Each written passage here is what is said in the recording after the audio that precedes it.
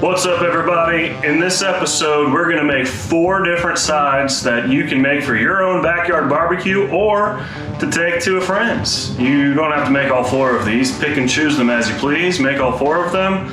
But the point of all 4 of these is they're easy and cost effective, and we're going to elevate the flavor very simply wherever we can. So, today, we're gonna make super simple coleslaw, not necessarily from scratch, but it's still not necessarily store-bought. That's kind of neat, isn't it? We're gonna take regular old canned baked beans and we're gonna elevate the flavor. We're gonna make some cornbread. It's like we're just taking it from a kit. We're gonna elevate the flavor. We're gonna make sure it's nice and moist instead of dry and crumbly. And we're gonna make my favorite side for basically any party ever. I don't care if it's a summer party or a winter party, Thanksgiving even. Baked mac and cheese. Now, I have a lot of different variations of this that I like. I'm gonna show you my easiest for when you're making 4 sides at a time. I'm actually filming 2 episodes for you today. They both come out today, Tuesday, after Labor Day. Happy Labor Day, by the way. I'm smoking a brisket outside. Make sure to check out that episode. So guys, I appreciate you hanging out with me today. From the channel that says try this at home, let's get cooking. So this is real easy. Get your favorite cornbread mix at the store. Make sure it's gonna be the closer one to 12 ounces. Those little tiny boxes of like Jiffy. If you wanna use that, you're gonna need 2 for the same size and serving. We're just gonna follow the instructions on the back. So we need 1 cup of milk. We're gonna use buttermilk instead, and it actually says or buttermilk in parentheses. 1/3 cup melted butter, 2 eggs. We're gonna go ahead and get our oven heated here as soon as I'm done reading. Here's how we're gonna elevate this. We're gonna put in a can of cream style corn. So you might be wondering, why do you need so much corn? Well, the cream corn has enough liquid in it that it's gonna just add a little extra to the mix and it's not gonna be so crumbly or dry. If you go to the Google machine, a lot of people are putting like sour cream. I've seen cream cheese and jalapenos in their cornbread. Same thing as that. We're just adding a little more water to the mixture and that keeps it from drying out, being crumbly. There's nothing wrong with crumbly cornbread. That's just not what we're going for in this episode. We're trying to elevate simple things that everybody can buy at the store. So let's go ahead and get that started. And then once it's in the oven, we're gonna be making our coleslaw. So I'm gonna set you guys up on the counter here and let's get going on our cornbread. All right, so this is pretty easy. We're pretty much just gonna follow the directions. We are gonna take the buttermilk approach. We're going to add in our butter. That is 1/3 cup of butter that is not yet melted, but we're about to fix that in the old microwave. And then we're going to use our 1 cup of buttermilk. And we're just going to place everything in a nice mixing bowl. There's our 2 eggs. Of course, there you are, making a mess again. There's the melted butter. I'm going to go ahead and whisk it all together.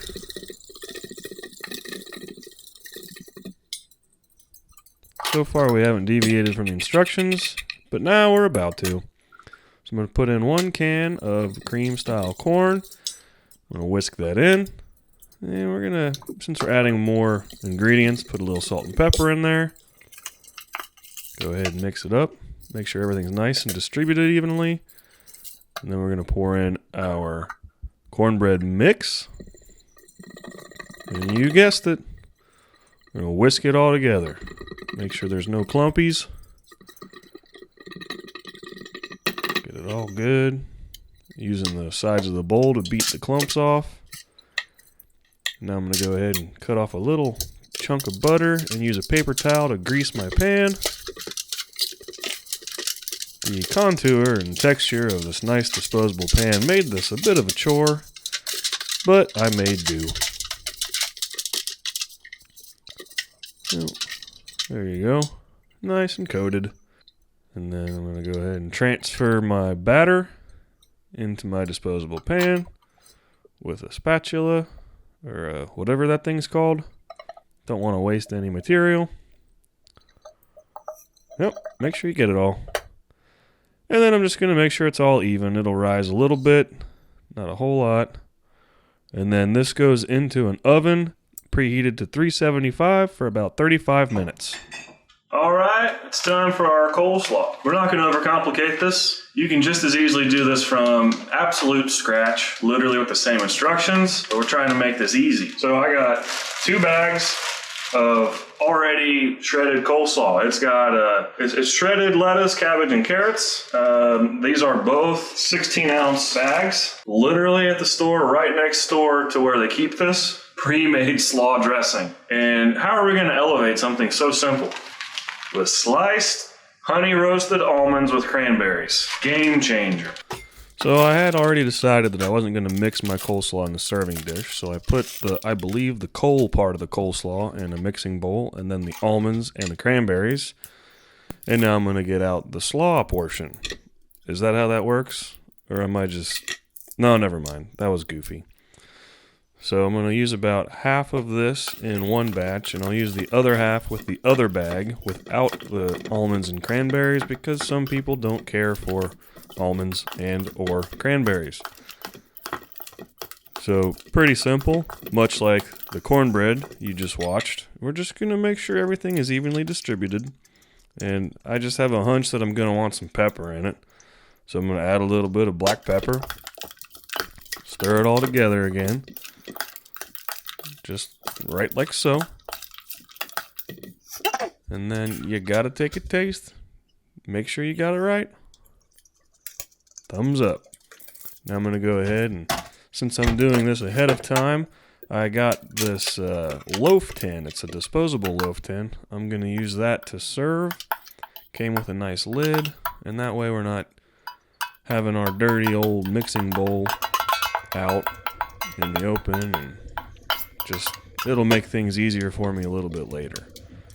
So I'm going to transfer it to that, and then get this cool little lid that came with it, and kind of pretend like I'm a takeout shop all of a sudden. That's neat. And heck, why not? We're even going to write on it.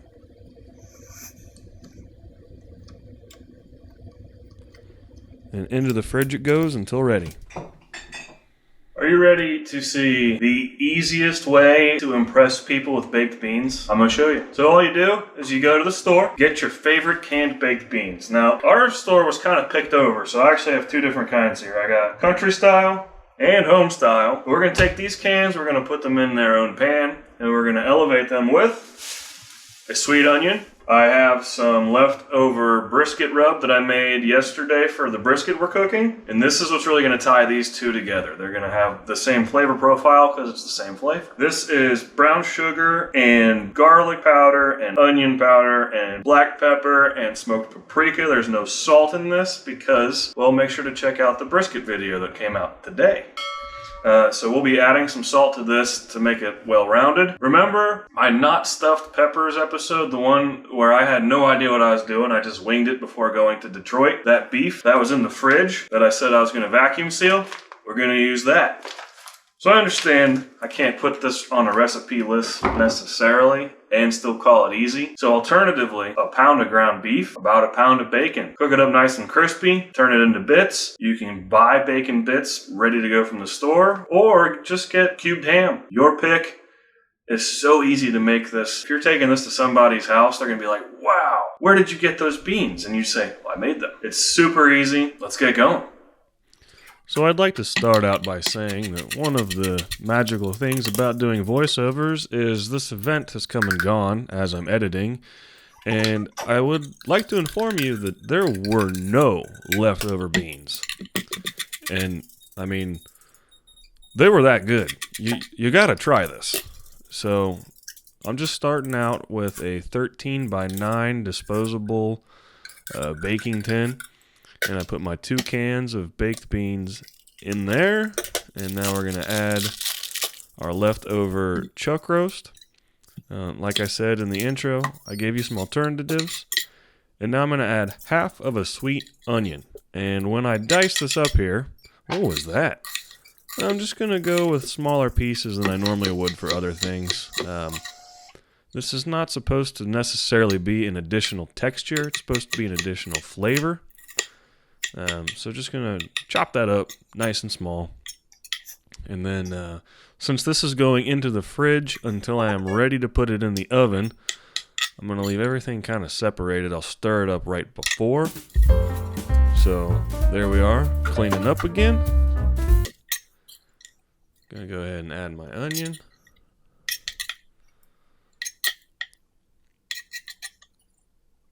And on top of the onion, I will add my brisket seasoning that I am finally adding salt to. I will update this in the description below if you want to copycat this. And then into the fridge, that gets baked at 375 alongside the cornbread. Well, you guys ready for baked mac and cheese? It's real simple. So I don't have all my ingredients out here right now. Get your favorite pasta. This is 2-pound block of Velveeta. We don't need 2 pounds. And you just need some of your favorite shredded cheese. That's gonna go on the top. Normally I like to grate my own cheese, but sometimes I like to cheat a little bit because when you got a lot of stuff going on, take the easy out. Nothing wrong with that. We're also going to need some all-purpose flour and buttermilk. We're going to start out by making a roux, melting our cheese, pasta boiled, and then we're going to put it all together and we're going to bake it for a little bit with the cheddar on top. Let's start making our baked mac and cheese. Here we go. Alright, so you will want to start out by cubing and dicing and slicing your Velveeta. You will need 1 pound of this. And then on medium heat in a medium heat, 1 stick of butter, start melting that. And then you'll want to add your 1 cup of buttermilk. And then just kind of wait while that goes. Get your flour ready. That is a 1/4 cup of all-purpose flour. And you want to wait to add your flour until your butter is all nice and melty. You want to make sure to take your time here. So just give it a little minute. Oh, there we go. Nice and melty. Get a whisk or a spoon, and you want to slowly add your flour. If you dump it in all at once, it will clump, and you're going to have a devil of a time getting those clumps to unclump. So just a little bit of a time. Keep on stirring, right like so. Try not to make a mess. Once it's all evenly distributed, remove from heat and add your Velveeta, just like you see. And then return to heat, switch to low, and put a lid on it until everything gets all nice and melty. So once you get everything melted, go ahead and make up your pasta. As to the instructions on it, you will need 1 pound of dry pasta. Just follow the instructions. Then we're going to go ahead and get this.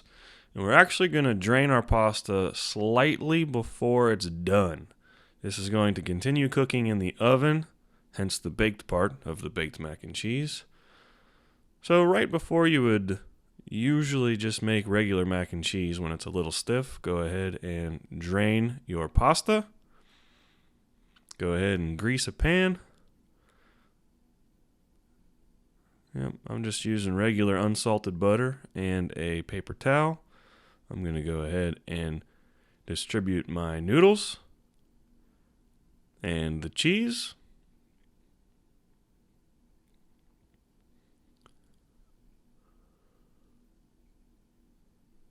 Go ahead and bring you guys closer here.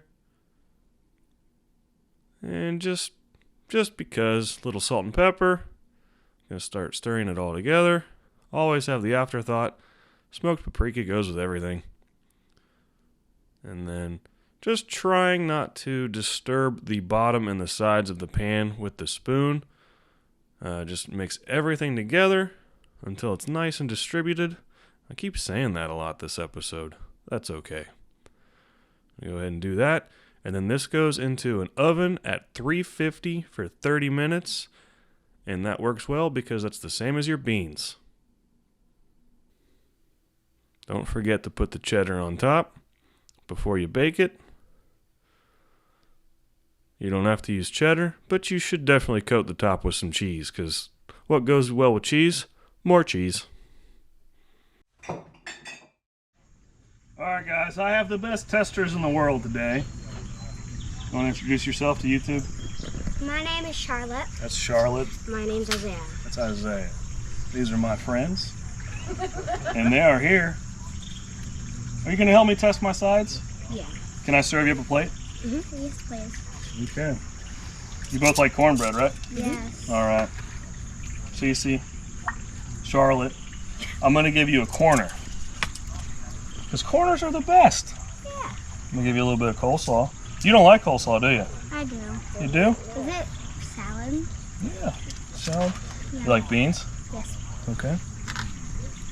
We're going to mix up. These are elevated beans. They've been improved on.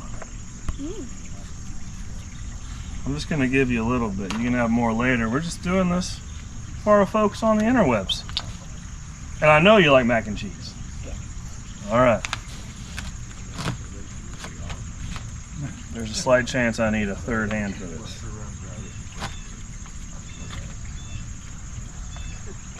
Oh, we take that for a minute. I'm going to get Isaiah a plate. Can you wait for just 1 minute? We're going to see how we do. Not me. Isaiah, you ready? Mm-hmm. What do you think? Think I'm going to pull it off? Yeah. All right. I'll give you just a little coleslaw. Okay. Some beans. Coleslaw is cold. Coleslaw is cold? Yeah. Freezing cold. Ouch, ouch, ouch. It's freezing my hands. There you go, buddy. Charlotte. All right, tell me how I did. What do we start off with? Oh, don't use that one. It's 5 second time rule. All right, I picked it up. Okay. 5 seconds. I accept that. Wait, yeah, I don't want to go sleep. Okay, No, Alan. there's a fresh one.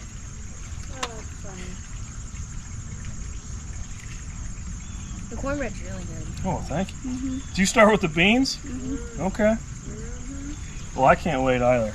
So I'm going to have this with you. The bean's good. The beans are good. Isaiah, what'd you start with? Cornbread. Cornbread? I'm going out of order here. I gotta catch up with you guys. Cornbread's good. Cornbread's good? I'm gonna use this one off the ground. 5 second rule. Alright. So where are you guys at? I'm at mac and cheese. Alright, I'm gonna do the mac and cheese with you. Hey, that's not bad. Is that pretty good? Yeah. Isaiah, what else have you had? Well, I have cornbread, and then now I'm on mac and cheese. Alright, you do cornbread. Yeah, that's pretty good. Cece, where are you at? Do you have the beans? I'm trying to keep up 2 to 1 here, folks. Let's try these beans. Hey, that's pretty good. Coleslaw time. Coleslaw time? What do you think? That's good. Oh, thank you. Sweet. I'll have the coleslaw with you.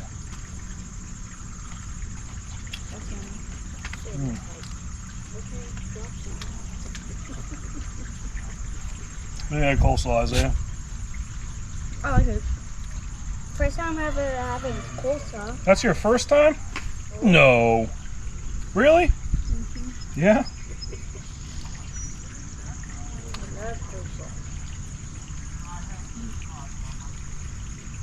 Well, guys, what do you think? Can I get your thumbs up on all 4? Yeah. Perfect. Hey, guys, it's kid approved. We did this inexpensively and easily. So you don't have to try all 4 of these. But listen, if you're having a backyard barbecue, here's some options for you that are quick, easy. You gotta try this. I approve. It's kid approved. Listen, guys, thank you so much for tuning in. Make sure to check out the second video that comes out today about this brisket. So, from the channel that tells you to try this at home, guys, thank you so much for tuning in. I'll see you next time.